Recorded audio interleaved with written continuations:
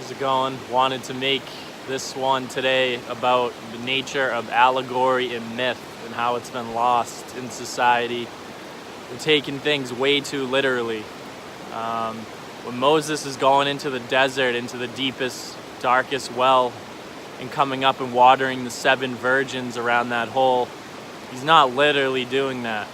Nor do I believe Moses is a physical, he literally lived. I just take it as an allegory of Moses being man, going down into the deepest, darkest part of his soul and activating his 7 spiritual centers, his chakras, watering them with his consciousness. This is how we need to be perceiving these different stories and scriptures that encode so much truth to them, but when taken literally, there's not much to be found. These philosophers and ancient scribes really knew how to encode divine truth in their texts. Joseph Campbell's work is a current representation of someone who understands the nature of myth and the journey of the hero into the underworld and fighting the dragon, rescuing the bride. This is not literally dragons underneath the ground here. This is him, the hero, also going into his darkest parts of himself to really find his nature and unite with the divine feminine within him, the bride, which he has to rescue after slaying the demon/dragon within himself. So a lot of these stories are depicting the journey of the soul through the incarnation cycle, also through the spirit world, and the fall of man into matter, into incarnation here, incarnate, into the flesh.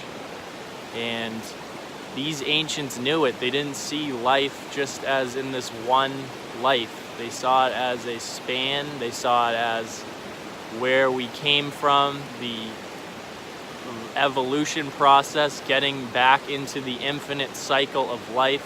The fall is into involution, because how would the infinite know what it was if it wasn't uninfinite? The whole would not be able to experience itself unless it broke apart. And this is what we're seeing in life, in this river behind me, in the trees. It's all me. It's all reflecting some sort of portion of my consciousness, the water flowing, just as we can be peacefully flowing in our consciousness. I talked about this in my last video, but yeah, these ancient texts really, they knew the nature of the reality a lot more than we do today. We see, the allegory of Jacob climbing the ladder to the place they call pineal, which is the pineal gland, and Jacob's climbing the ladder of his spine, ascending the chrism, the Christ fluid, the cerebral spinal fluid, activating the kundalini energy and enlightening himself.